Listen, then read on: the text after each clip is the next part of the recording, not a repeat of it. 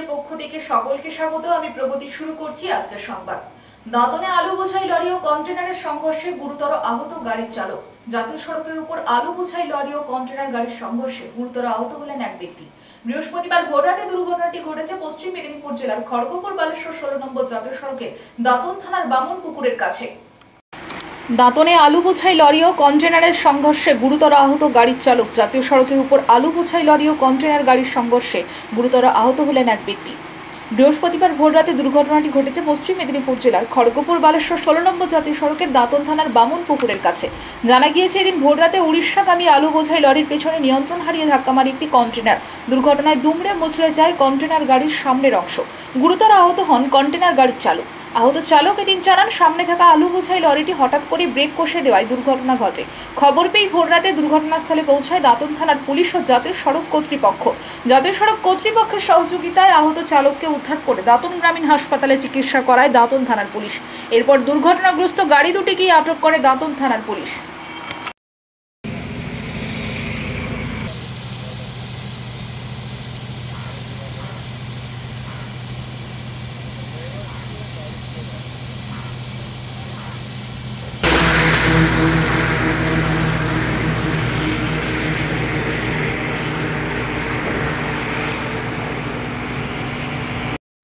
চিকিৎসাধীন অবস্থাতেই Medinipur medical college হাসপাতাল থেকে উধাও হয়ে যাচ্ছে রোগী। মেদিনীপুর মেডিকেল কলেজ হাসপাতাল থেকে নিখোঁজ হয়ে গেছে 121 জন রোগী। চিকিৎসাধীন অবস্থাতেই মেদিনীপুর মেডিকেল কলেজ হাসপাতাল থেকে উধাও হয়ে যাচ্ছে রোগী। নিত্যদিন বাড়ছে খাতায় কলমে অ্যাবসকন্ডারদের সংখ্যা। তথ্য বলছে, গত 7 দিনে মেদিনীপুর মেডিকেল কলেজ হাসপাতাল থেকে নিখোঁজ হয়ে গিয়েছে 121 জন রোগী।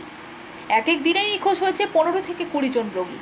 হাসপাতাল সূত্রে জানা গিয়েছে, এর মধ্যে বেশিরভাগই চিকিৎসাধীন ছিল মেদিনীপুর মেডিকেল কলেজ হাসপাতালের মেল মেডিসিন এমার্জেন্সি বিভাগে। এই ওয়ার্ড নিয়ে বরাবর বিস্তর অভিযোগ রোগী ও রোগীর পরিজনে। বেড না পেয়ে মাটিতেই থাকতে হচ্ছে রোগীদের। বর্ষার সময় খোলা জানালার পাশেই শুয়ে থাকতে হচ্ছে রোগীদের। যত্রতত্র পড়ে রয়েছে আবর্জনা স্তূপ, ঘুরে বেড়াচ্ছে পোকামাকড় থেকে শুরু করে বিড়াল ছানা। আর এইসব নিয়েই থাকতে হচ্ছে রোগীদের। এখানেই কি শেষ? না। রোগীর পরিবারের আরও অভিযোগ, হাসপাতালে কোনো সিনিয়র ডাক্তারের দেখা নেই।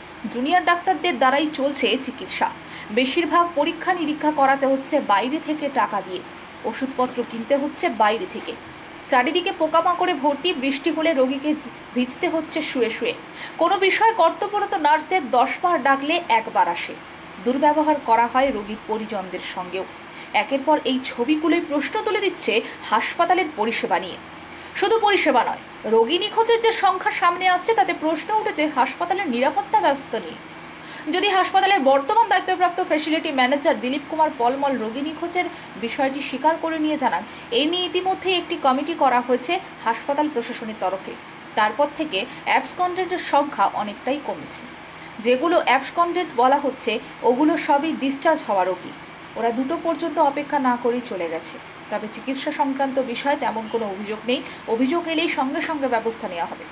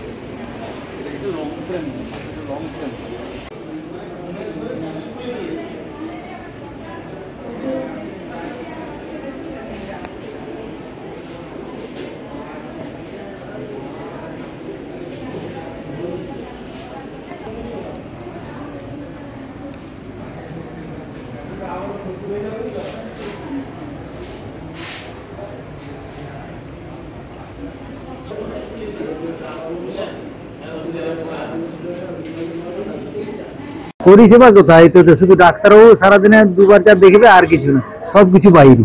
ওষুধ মানে এই যে একটু গ্যাস হয়েছে, গ্যাসের ওষুধটাও কিনে আনো, আর পরীক্ষা সব যে এতেই যাও, স্পন্দনে যে করে নিলে দেখবে। মানে বাইরে থেকে নার্সিংহোমে পাঠিয়ে দিচ্ছে? হ্যাঁ, ডাক্তারের নার্সিংহোমে পাঠিয়ে দিচ্ছে? হ্যাঁ, ডাক্তাররা নার্সিংহোমে পাঠাচ্ছে। ওইখানে এখানটা কি আছে জানিনি, আমার দুবার তিনবার তো এই করে টেস্ট করা হয়ে গেল।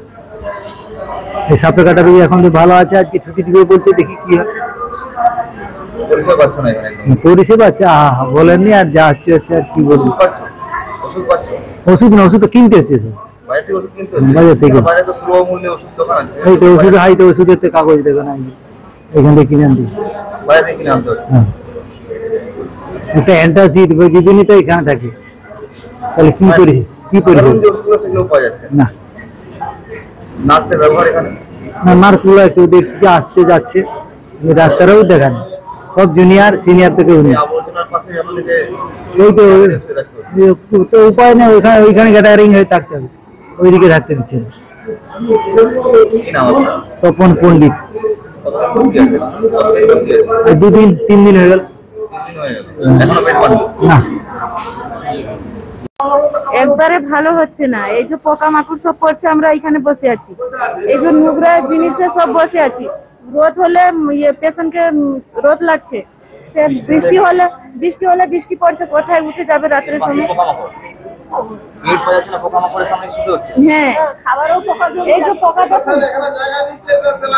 কত নোংরা, এই রোগী খাবে? ভর্তি আছে? আর 3 দিন হয়ে গেছে। বেড পাইনি?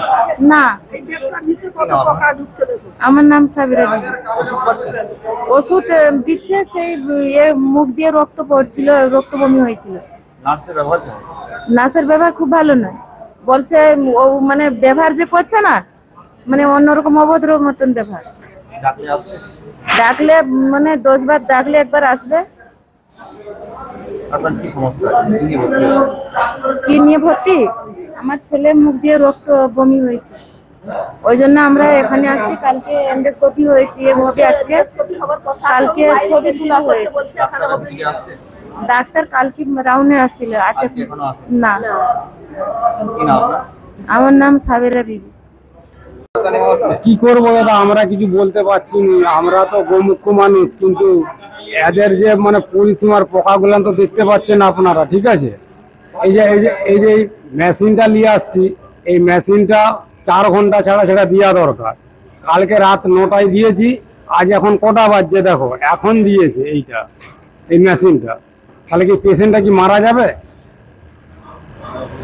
পেশেন্ট দিন দিন যেটা দেখা যাচ্ছে যে এখান থেকে পেশেন্ট আর নিখোঁজ হয়ে যাচ্ছে। কেন হ্যাঁ, নিখোঁজ হয়ে যাচ্ছে? ওইটা ওদের ব্যাপার। মানে এখানে পরিষেবা পাচ্ছে না বলে? না না না, হ্যাঁ, কেন কিছুই নাই একবারে।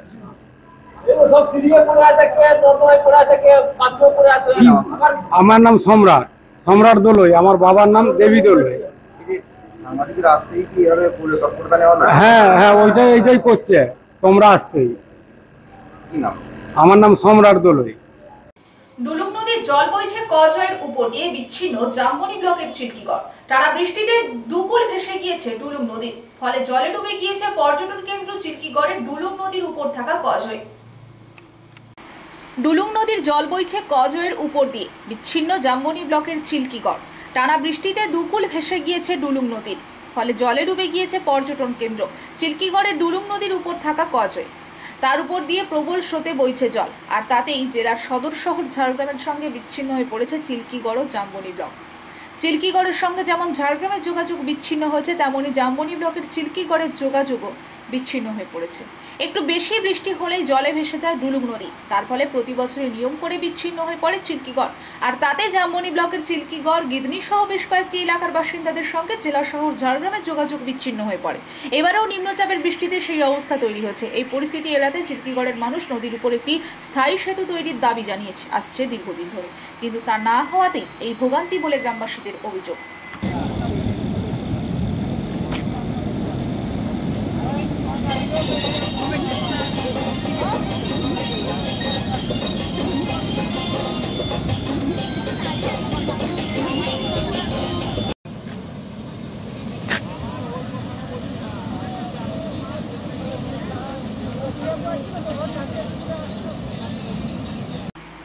একটানা বৃষ্টির জেরে পুতরঙ্গি খালের জল বাড়ায় ঝাড়গ্রামের সাথে জামবনির যোগাযোগ বিচ্ছিন্ন, যার ফলে ফুলে ফেপে উঠেছে খালের জল। সমস্যায় পড়েছেন এলাকার বাসিন্দারা। জলের তোড়ে ভেসে গেল চাঁদাবিলা এলাকার অস্থায়ী কজয়, যার ফলে যোগাযোগ বিচ্ছিন্ন ঝাড়গ্রাম ব্লকের সাথে জামবনি ব্লকের। সমস্যায় বড় পিঁপড়ি, ছোট চাঁদাবিলা, সিজুয়া, ধরারডিহি, কানিমহলি সহ একাধিক গ্রামের বাসিন্দারা। স্থানীয় একটি বিদ্যালয়ের শিক্ষিকা সুজাতা কর চাঁদাবিলা কচের উপর দিয়ে প্রবল স্রোতে জল বয়ে যাওয়ায় তিনি বৃহস্পতিবার স্কুলে যেতে পারেননি। তার বাড়ি ঝাড়গ্রাম শহরে, যার ফলে তিনি চাঁদাবিলা থেকে বাড়ি ফিরে যান। তিনি বলেন, চাঁদাবিলা এলাকায় সেতু তৈরির দাবি বহুদিনের। সেতু তৈরি না হয় বর্ষাকালে এলাকার বাসিন্দাদের সমস্যায় পড়তে হয়। পাশাপাশি বিদ্যালয় যাওয়া বন্ধ হয়ে যায় ওই এলাকার ছাত্রছাত্রীদের। ঘুরপথে জরুরি কাজে গ্রামবাসীদের ঝাড়গ্রাম শহরে যেতে হয়। তবে যেভাবে বৃষ্টি শুরু হয়েছে, যার ফলে ওই খালের জলে বেশ কিছু এলাকা প্লাবিত হওয়ার আশঙ্কা দেখা দিয়েছে।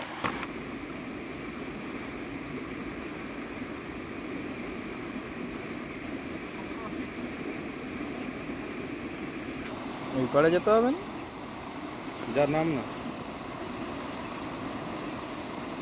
নামবে ছবিটা।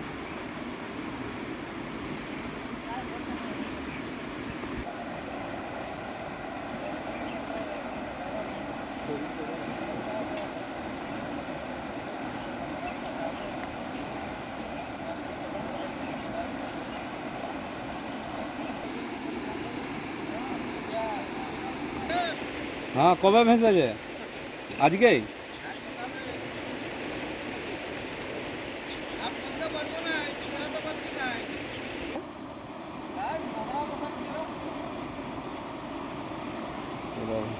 ছবিতে তো আর জল পাশে হলে খুলে না, এই যে জল পেরাছে না, ওই পাড় ভাঙাটা কল কল করছে, পাড়গুলো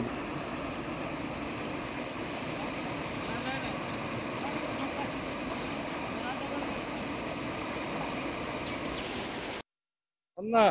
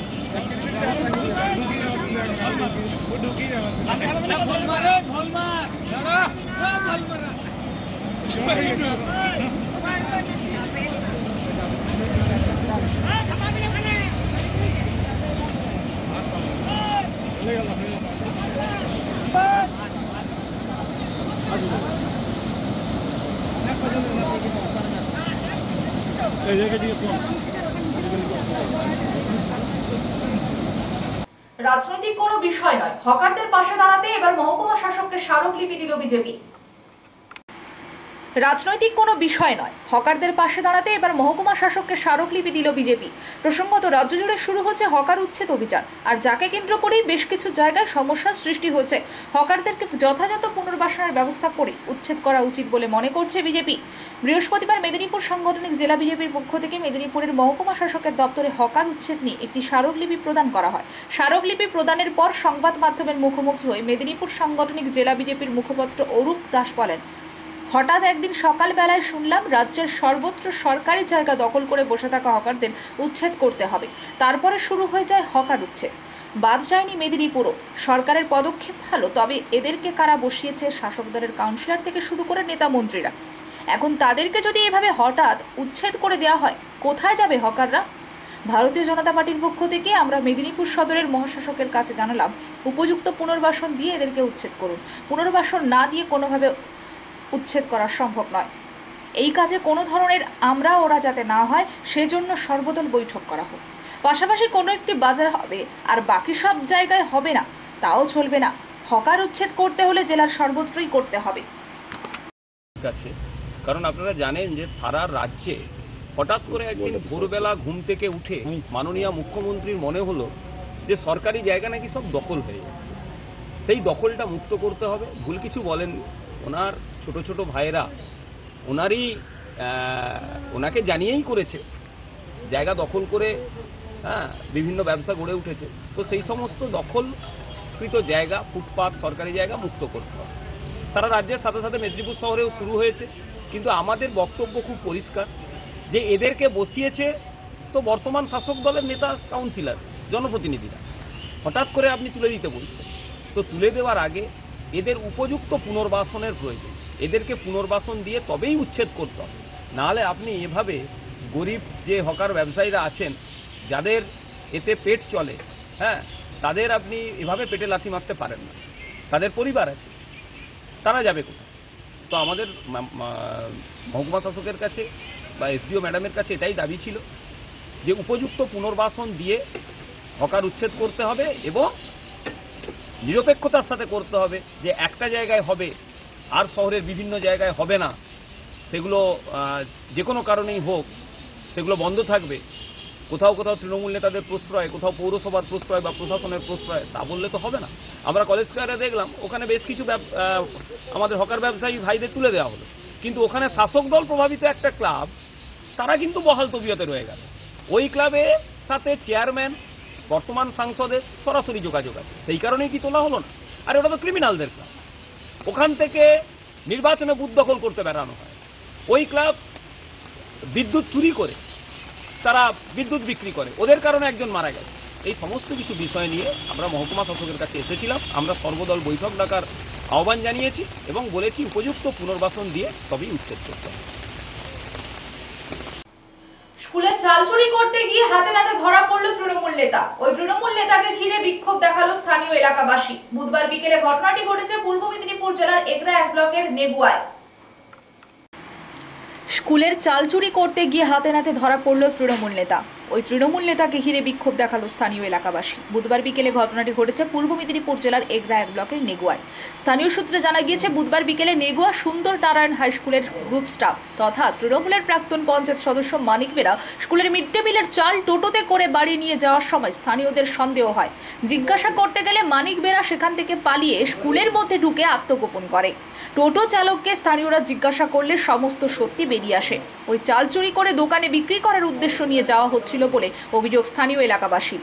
মোট 8টি বস্তায় প্রায় 4 কুইন্টাল মিড ডে মিলের চাল স্কুল থেকে সরিয়ে বিক্রি করার ফন্দি এঁটেছিল তৃণমূল নেতা।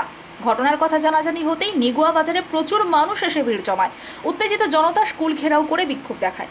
নেগুয়া পুলিশ ফাঁড়িতে খবর দিলে পুলিশ এসে ওই টোটো চালককে আটক করে নিয়ে যায়। পরে অভিযুক্ত তৃণমূল নেতাকে প্রশ্ন করা হলে তিনি বলেন, এই অভিযোগ সম্পূর্ণ মিথ্যে, আমাকে ফাঁসানোর জন্য চক্রান্ত করা হচ্ছে। এই বিষয়ে প্রধান শিক্ষক এবং যিনি মিড ডে মিলের দায়িত্বে আছেন তিনি বলতে পারবেন, আমি কিছু জানি না। স্থানীয় বিজেপির মণ্ডল সভাপতি বিমল শীল বলেন, আগে থেকেই এরকম চুরি হচ্ছিল, আজ সেটা প্রমাণিত হলো। রাতের অন্ধকারে এরকম চাল চুরি হতো। এর আগেও আমরা এসআই অফিস ও বিডিও অফিসে জানিয়েছি, কিন্তু প্রমাণের অভাবে কিছু করা যায়নি। আমরা প্রশাসনের কাছে দাবি রাখছি দোষীদের চূড়ান্ত শাস্তি দিতে, তা না হলে আগামীকাল থেকে স্কুলের গেটে তালা ঝুলিয়ে বিক্ষোভে নামা হবে। এগরা 1 ব্লকের তৃণমূলের পঞ্চায়েত সমিতির সহসভাপতি সত্য চক্রবর্তী জানিয়েছেন, বিষয়টি আমরা জেনেছি, আইনানুগ ব্যবস্থা নেওয়া হবে। দোষী যে কোনো দলের কর্মী হতে পারে, সেটা কোনো বিষয় নয়। যদি অভিযুক্ত তৃণমূলের সাথে যুক্ত হন, নিশ্চিতভাবে দল উপযুক্ত ব্যবস্থা নেবে। কিন্তু এ প্রসঙ্গে যোগাযোগ করা হলে এগরা 1 ব্লকের বিডিও দুর্গাপ্রসাদ ঘোষের কোনো প্রতিক্রিয়া পাওয়া যায়নি। হাই স্কুলে আজকে চাল চুরি হচ্ছে, যাচ্ছিল স্থানীয় লোকেরা তাকে আটকেছে এবং আটকে রেখেছেন, পুলিশ হাতে দিতে যাচ্ছে। এই বিষয়ে আপনি কি বলবেন? বিষয়টা হচ্ছে, আমরা এই স্কুলের ছাত্র, আমরা এই গ্রামেরই মানুষজন, কিন্তু আজকে চুরি হয়েছে বলে, আজকে ধরা পড়েছে বলে চুরি হচ্ছে, এটা কিন্তু প্রমাণিত হলো। কিন্তু এর পূর্বে চিরন্তনভাবে এইভাবে 6 বস্তা 8 বস্তা 10 বস্তা করে রাতের অন্ধকারে কিন্তু চালের বস্তা এখান থেকে অন্যত্র চলে যেত। দাদা দিদি ইত্যাদি রয়েছে, তাদের খাতে চলে যেত। কিন্তু সেক্ষেত্রে আমরা বিডিও অফিসে, এসআই অফিসে সব জায়গায় জানানোর পরও তারা বলতেন যে প্রমাণ বা ধরা পড়লে তখন বলবেন।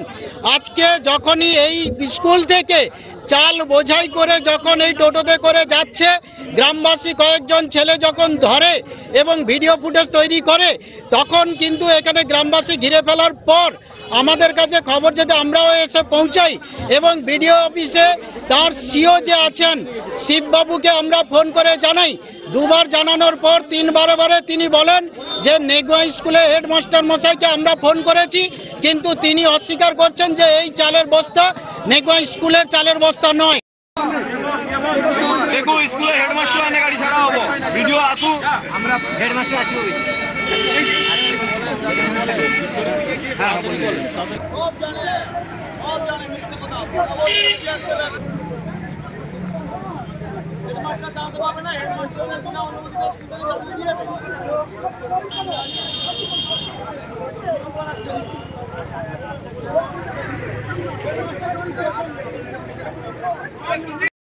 পড়ো তুমি? নেকবা সুন্দর নারায়ণ হাই স্কুল। কি আজকে স্কুলে যে চাউল চুরি ঘটনা কি জেনেছো তোমরা? হ্যাঁ। স্কুলে মিড ডে মিলের খাবার কেমন ভাবে দেয়? খারাপ ভাবে, খারাপ দেয়। তোমরা যখন খাও কি প্রবলেম কি হয় তোমার? প্রবলেম পোকা পড়ে, ডাল দেয় পুরো জলের মতন, সেগুলো ডালের মধ্যে পড়ে ভর্তি। এই বিষয়ে চালের কেন বলিছে এগুলো কেন? কবে এগুলো ঘটনা কবে ঘটেছে? এগুলো প্রত্যেকদিন ঘটে। এগুলো প্রত্যেকদিন হয়, প্রতিবারে ঘটে। এগুলো প্রত্যেকদিন হয়। প্রধান শিক্ষককে জানিয়েছিলে তোমরা? হ্যাঁ জানিয়েছিলাম, অনেকবার জানিয়েছিলাম। জানাবে কি? অনেকবার জানিয়েছিলাম আমরা। কিছু হয়নি? না, কিছু বলেনি। তোমার নাম? প্রমজিৎ দে। বিভিন্ন ফাইন্যান্স ব্যাংক থেকে বেশি টাকার লোনের টোপ দিয়ে আর্থিক প্রতারণার শিকার হলেন পূর্ব দক্ষিণ ময়না গ্রামের বেশ কয়েকশো পরিবার। বিভিন্ন ফাইন্যান্স ব্যাংক থেকে বেশি টাকার লোনের টোপ দিয়ে আর্থিক প্রতারণার শিকার হলেন পূর্ব দক্ষিণ ময়না গ্রামের বেশ কয়েকশো পরিবার। জানা যায় পূর্ব দক্ষিণ ময়না গ্রামের বাসিন্দা শুভেন্দু মিশ্র এলাকার মানুষদের লোন করিয়ে দেওয়ার নাম করে বিভিন্ন ফাইন্যান্স কোম্পানির কাছ থেকে টাকা লোন করিয়ে দিতেন। সেই লোনের টাকা উপভোক্তাদের অ্যাকাউন্টে ঢুকলেই তাদের সিভিল বাড়ানো, কাউকে আবার এর থেকেও বেশি টাকার লোন পাইয়ে দেবেন বলে সেই টাকা উপভোক্তাদের কাছ থেকে নিয়ে যেতেন। উপভোক্তাদের সন্দেহ যাতে না হয় সেই লোনের টাকা কয়েক মাস তিনি মিটিয়ে দিয়ে সমস্ত টাকা নিয়ে এলাকা থেকে পালিয়ে যান। এরপরেই ফাইন্যান্স সংস্থাগুলি ফোন করে তাদের টাকা উপভোক্তাদের চাওয়াতেই তারা বুঝতে পারেন তাদের টাকা আত্মসাৎ করে নিয়েছেন শুভেন্দু মিশ্র। এরপরেই গত রবিবার ময়না থানার শুভেন্দু মিশ্রের নামে অভিযোগ করেন পূর্ণিমা সামন্ত নামে এক উপভোক্তা। সেদিনই মহিষাদল থেকে শুভেন্দু মিশ্রকে গ্রেপ্তার করে ময়না থানার পুলিশ। উপভোক্তা পূর্ণিমা সামন্ত বলেন, শুভেন্দু মিশ্রকে বলি আমার লোনের খুব প্রয়োজন। তিনি আমাদের বলেন বিভিন্ন ফাইন্যান্স কোম্পানি থেকে কম কম করে টাকা প্রথমে লোন করিয়ে দেবেন। তারপরে জানলাম আমার বাড়িতে আমার শরীর খারাপ হয়, ডাক্তার দেখাইতে গেলাম, ডাক্তার বলল যে একে সর্দি অপারেশন করতে হবে, 1 লাখ টাকা লাগবে। আবার কোথায়? সংগ্রাম বাবুর কাছে। যখন সংগ্রাম বাবু 1 লাখ টাকা মাগলো, আমি আবার বললাম আমার কার্ড আছে, তখন না বলতে না 1 লাখ টাকা লাগবে। তখন বলছি এই অবস্থায় তো আমার 1 লাখ টাকা বাড়িতে নেই। তখন লোন করতে যেয়ে ধরা পড়ি। দেখুন লোন করতে যায় বলছে তোমার লোন হবে না, তোমার এত লাখ টাকা চলছে। আমি বলি আমার কোনো লোন নেই, আমার কি করে হতে পারে? তখন করতে তখন বলো এই কোম্পানি তোমার লোন চলছে। তখন ওনার বাড়িতে যায়, ওনার বাড়িতে যেতে উনি স্বীকারও কিছুতেই হয়নি। তা বাদে একদিন ওকে ডাকা হয়, ডাকতে ওনার বড়তির আর উনি আসে, এসে বলছে হ্যাঁ আমি দুটো লিচি মানে আমাকে অফিসে বলছে এত লোন আছে, আপনার কি করে দুটো হয়? তখন অনেক করার পরে তখন বলছে হ্যাঁ আমি সব লোন আর লিচি। সংবাদ এই পর্যন্ত, নমস্কার।